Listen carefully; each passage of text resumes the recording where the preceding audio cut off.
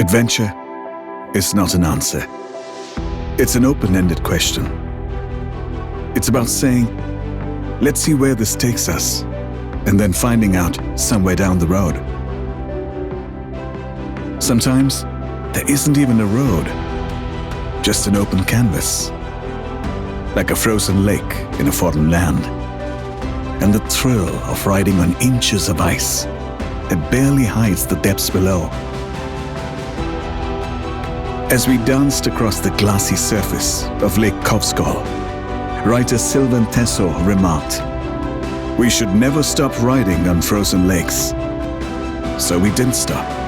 In fact, we just never stopped riding into the endless unknown, because there was still too much Earth to explore.